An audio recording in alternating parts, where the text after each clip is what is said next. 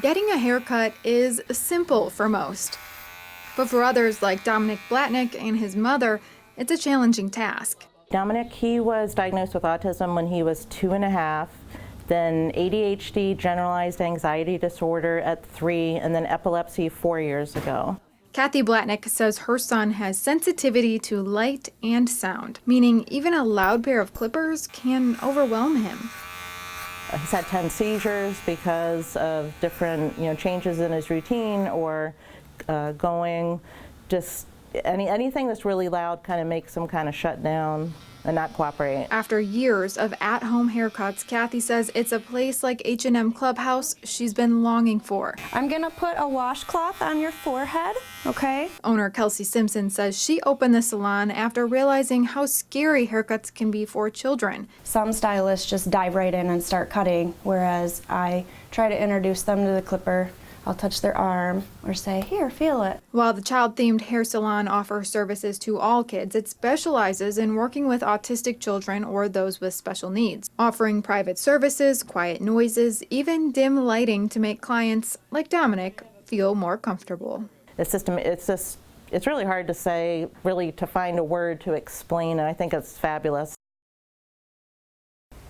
This is what we're used to getting in the store, but how do you get all of those apples in this container? Well, we took a trip to Country Mill Farms to find out.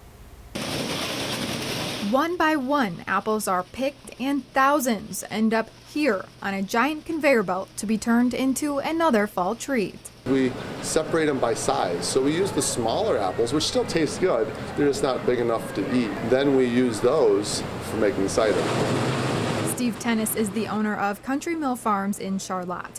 Between giving student tours, he's also creating gallons of apple cider 2 or 3 times a week.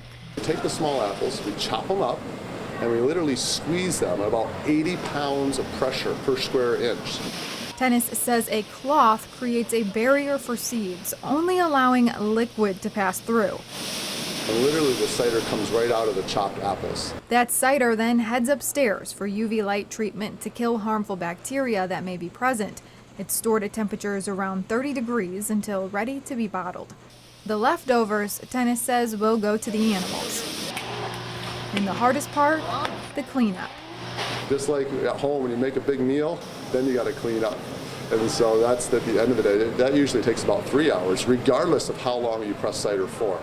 We also learned it takes about 40 seconds for this apple to turn into this. Can you believe it? Here for you, Veronica Gabriel, 6 News.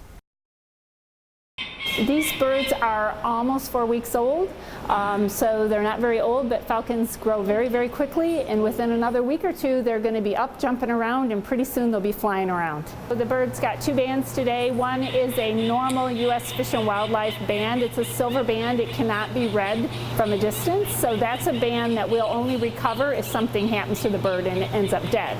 The other band is a color band, which is specific to our state. Some of these birds might end up in Michigan, some might end up in Canada.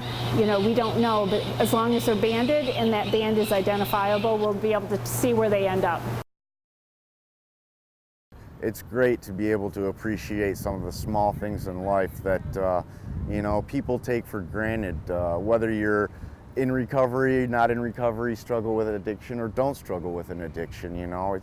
It's the small things in life that people tend to overlook that I'm not overlooking anymore, and it makes everything well worth it. It's fun to do. I know there's a lot of hip hop fans in here. Oh, hey, hold on, we kind of.